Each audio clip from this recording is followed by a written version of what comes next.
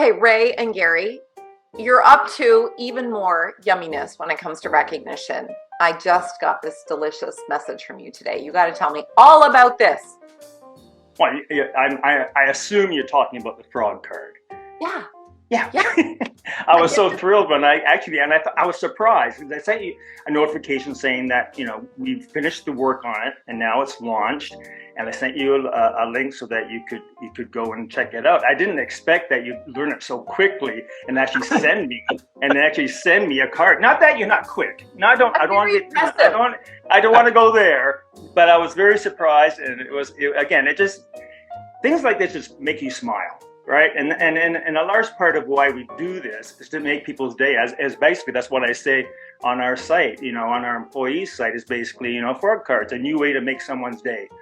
And so we took your amazing idea that we saw at, various conventions where you speak. Exactly.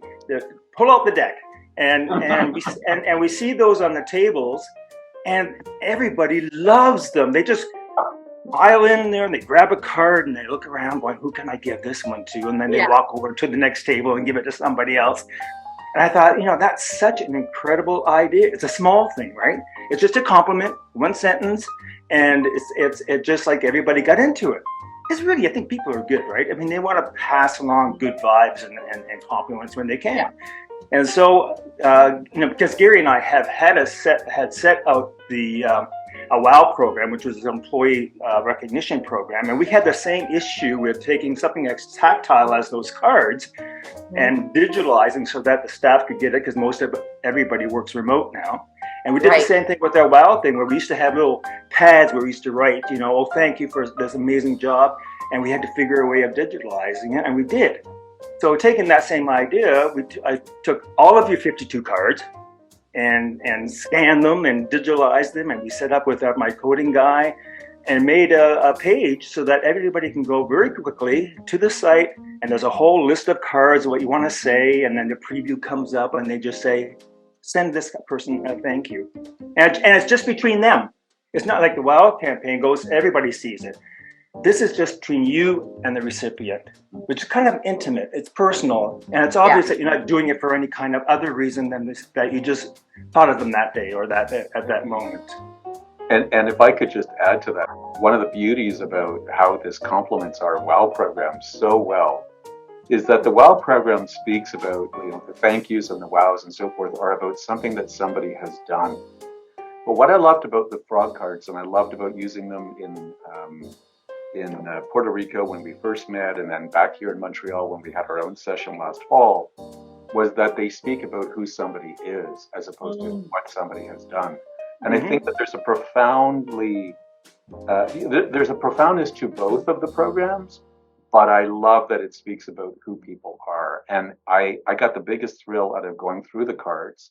I mean, I'd seen bits and pieces of them sort of, in the last sessions, but when you sent them down and I looked at all 52 of them, I just thought to myself, every time I hit a card, I went, that's so-and-so and so-and-so and so-and-so, this next card is so-and-so and so-and-so. And the fact that it is an intimate experience now, right? So it is directly from one person to the other without a public acknowledgement, I think gives people a comfort level to show how they genuinely feel about somebody without feeling like, oh, if I put it out there publicly, like, oh, I'm less comfortable with that. So I think we've got the perfect blend and balance between both programs for people being able to recognize greatness in others. Sorry, Sarah.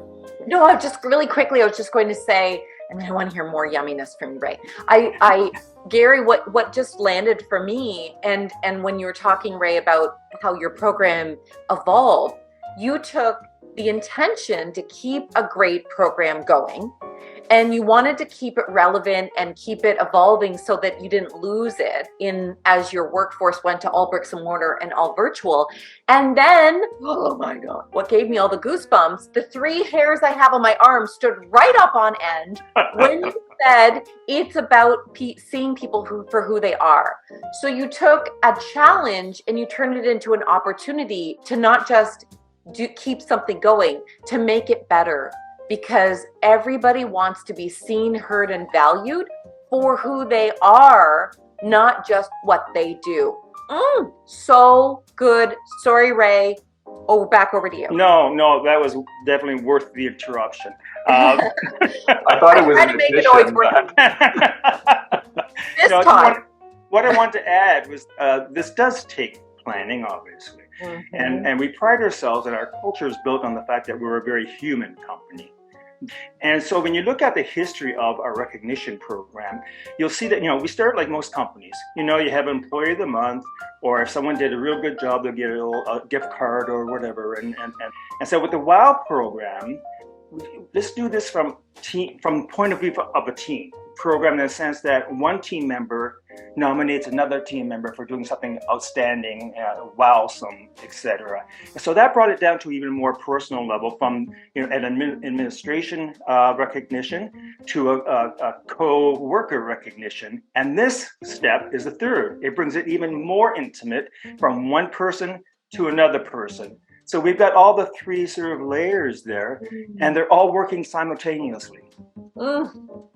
And I have to tell you, Sarah, that since we launched this, it's like bingo bang. I mean, one of the banes of my existence is to come back to my computer after an hour and I've got like 40 new emails. Except that when I see the frog emails, it's kind of like, oh well, that's so cool. Like, I'm almost glad to see more emails in my incoming box now than ever before, because they will pass through an admin email, although they're not shared otherwise. No. I love what you just said, because it's so bananas. Because when I signed up, which was super easy to sign up, by the way, like that's part of also what makes a recognition program work, is you don't have barriers to being able to do something easily, consistently. I didn't have to go to anybody's help desk, and I don't think I'm a technical schlep, but I'm not like I'm not your programmer person, right? So it was very easy. Guilty. So No, that's yeah. that passes the Sarah Gary filter, then it's pretty easy system. I love that. We're the test case. And so we were able to do it really quickly and easily. And so when you have no barriers to doing it, to getting involved, you can do it more easily. It took literally seconds. And it was very easy to do. And here's the thing. When I got one back from each of you, I was like, oh, that's so nice. I literally wrote the cards. Like, we crowdsourced the cards. We asked people. 2,500 people responded to this question on LinkedIn and Instagram and Facebook. What's the best compliment you could ever receive? And in come 2,500 responses. My colleague and I looked through all of them, and we found that there were 52 main compliments, which form the deck. So you would think I kind of know the compliments. When you send one back to me, and again, my father designed them, I am quite intimately aware of what is on those 52 cards. When you sent one back, and as you say, Gary, it was just sitting in my inbox, you know how excited I was? And then I got another one from you, Ray, and I was like, oh my God, now I've gotten two. And I had just signed up. Like, I just sent you one, and now I'm getting them back, and I feel elated. Like, if it can work for me, I know I'm a recognition diehard, but literally authored them. So I cannot imagine how exciting it would be for a brand new staff member who has never experienced your culture or, even met anybody.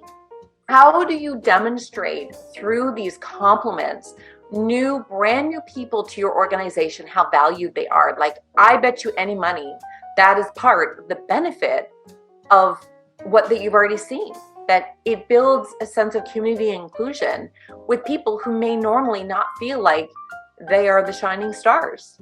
Yeah, it reinforces things they may have heard in the background, because part of their onboarding and stuff, they hear about the WOW program, they hear about the culture, and they see it. In evaluations, we'll hear all kinds of compliments about the supervisor was very kind, my trainer is very nice, and then each one of these things reinforces that, because as you know, and you do marketing because you market your own company, repetition is what you need, right? I mean, that's what sticks. It's like when you're learning a language, when you're learning anything, it's repetition. When I was learning scripts for plays, it's repetition, repetition, repetition. And it's not that we're repeating the same thing, we're repeating the same ideas, the same ideals all the time. So they're surrounded in this embryonic fluid of recognition and thankfulness and gratefulness. We also do, Sarah, we do a 4-week and an 8-week poll to our new team members when they join us to sort of, get their feedback. We ask we ask for very honest answers. It's a safe environment when they answer any of these polls. And I'm always so moved and genuinely appreciative of the feedback that specifically says things like, in addition to what Ray said, but more specifically just about like the supervisors are very kind, or is I've never worked in a company like this. I hear that repeatedly in the feedback that we get, and they're referring to the culture, they're referring to the way that we interact, they're referring to the support of somebody who's brand new in an organization and who is trying to prove themselves to be a valued member of the organization. And to just see it and feel it, I think is, for me, it's all the feedback that I need to see to know that what we do is measurable in real people's lives, as opposed to measurable on a data spreadsheet, which is something that you need in certain areas of your business. But a lot of, for me, being a business person, being an entrepreneur, with a great focus on the humanistic side of who we are as people, as individuals within the company, the world is what we create. And we get to create our own little world here. So for me, meeting you and for what we've been able to work together on to build for our organization, hopefully give back to you, has just been, it's been inspiring. And it goes all the way, I now know it goes all the way down the chain. Really does. I love how so much of what we all believe in, all three of us, and why we have the most scrumptious conversations. In fact, everybody, we almost forgot to hit record. That's on me, because we immediately got into talking about all the yummy things that are happening at i24, and how we have so many mutual connections, to the value of this work. So we're so on the same page, because both of you live, and your entire culture that you've built, all the people who belong to your organization, it's about connecting at a human level. And it seems obvious because you provide a service to humans, right? You have high audio touch solutions. I'm sure you don't call it this, but that's kind of how I've come to know, is that you make sure that there is somebody answering the phone, and you're there however that person who's calling needs you to show up, your team. And imagine if people had to be that way, and yet they didn't feel their work mattered. I mean, how able could somebody be to manage whatever call or whatever inbound, conversation that they need to have?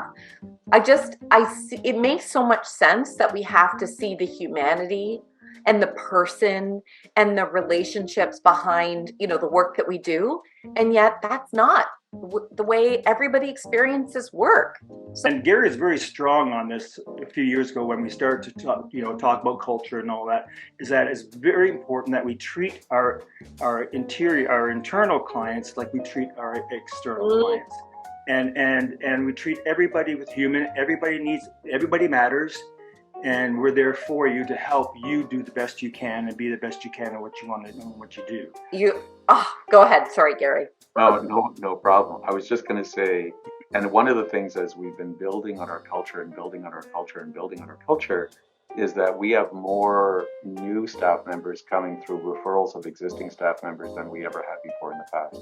Oh my God. And I think that alone is testimony to the fact that people, who would drag in somebody from their personal life who they care for to work in an organization that they hated working in? Yes. Yeah, no, yes. Exactly. That's the best testimony, right? I mean, yes. You have an army of recruiters. They're called your staff, right? 100%. I love how everything you do goes back to the individual, the person. Like, how does that person know that they belong? How does that person know that they matter? How do they know that their work makes a difference? Not just because they know in that call, but also because it matters to somebody else. And what I really see is you're continually looking for ways for people to know at the quickest point that person thinks that person matters or that person made a difference. You're continually looking for ways to make sure that people can easily, in a timely and sincere way, can acknowledge for that person the difference that they made. And isn't that, I mean, people can say cancer culture, delayed gratification, people are attention deficit, whatever those sorts of negative things that we say about the world right now. Well, the world is the way the world is. So you're like, okay, well, if people need it to be faster than ever before, how can we do that? If people are frustrated about, disloyalty out there, how do we make sure that people know we are loyal to you and this is a great place to work? You just always rise to the challenge of what the world brings you. I love it. Well, you're right about the world being the world, Sarah, because it is what it is.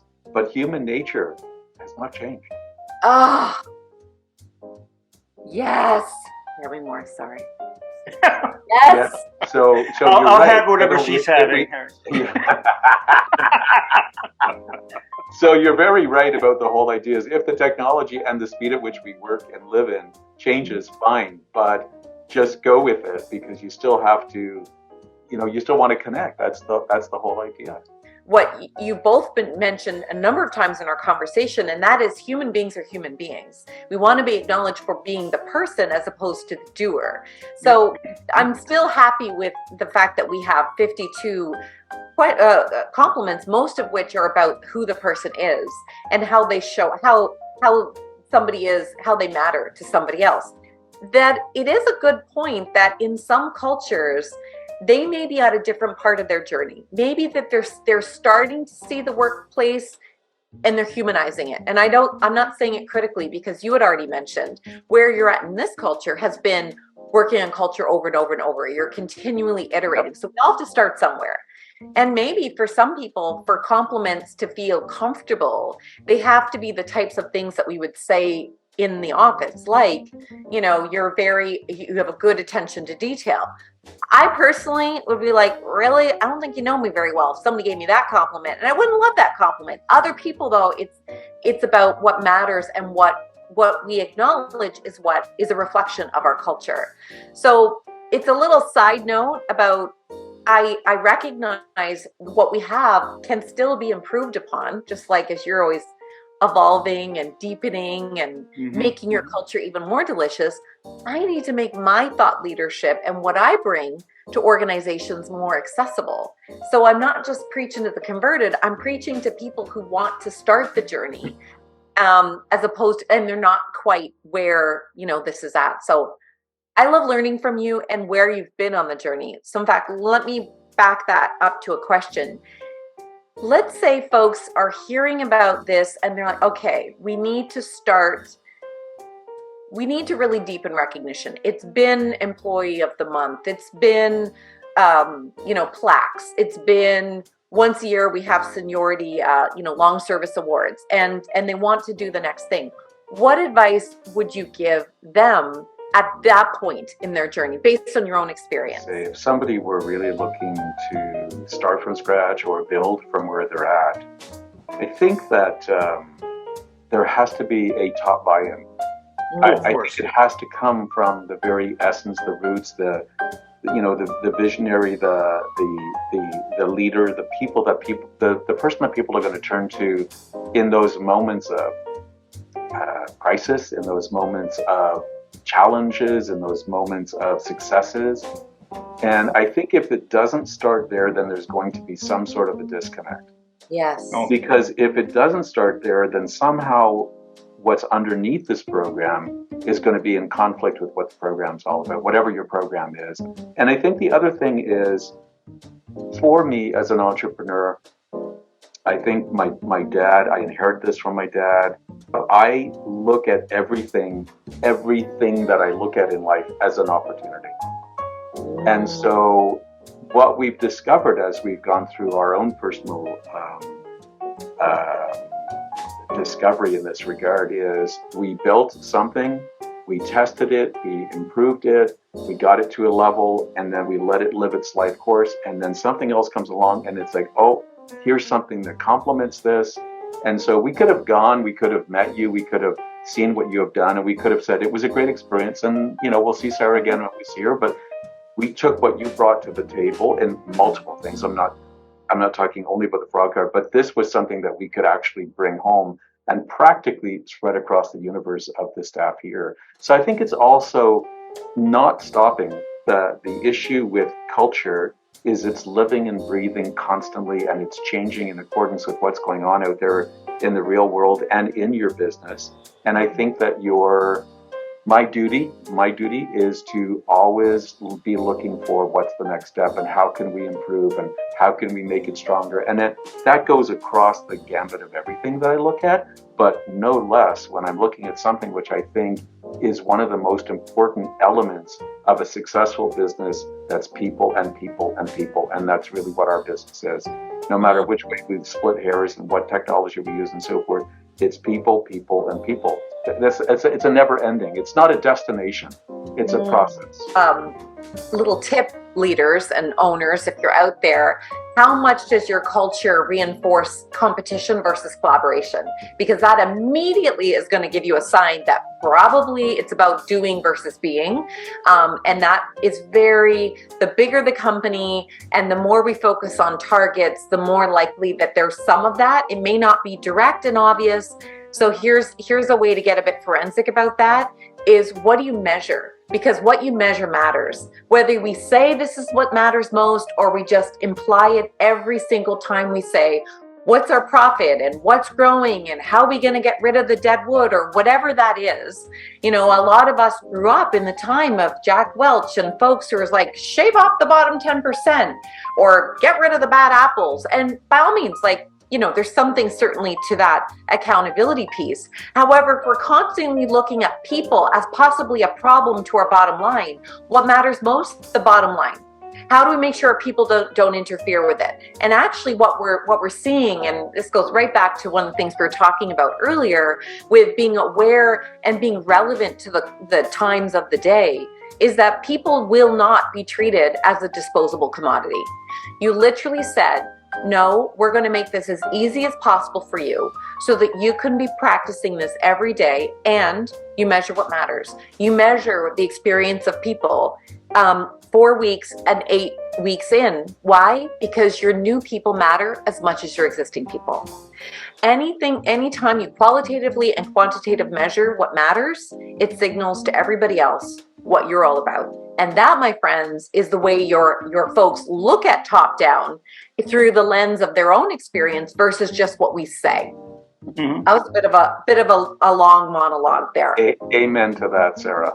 It's a lot easier to keep something going if it is a reflection of who you are as an owner, as leaders, as a staff group, as a team, as an industry. So if you're on that journey of figuring it out, your recognition program will come along as a reflection of you. So I've never thought about it until this conversation, to invite people to think about, who are you? Because that's what your recognition program needs to be. That's what we want people to be saying about it. Mm-hmm. So good. That's very clever. You should talk about this more. I should. I think I'm going to start writing about it even. I might have a conversation with people once in a while about this. I'm interested. Interested in recognition. Whimsy. This is why we get along so well. Oh my gosh, thank you so much. And back, your wisdom, your lessons learned, and just to continue to be open and being a great place to work. Well, thank you, Sarah, for the opportunity. It's very much reciprocated. Yeah. Big time.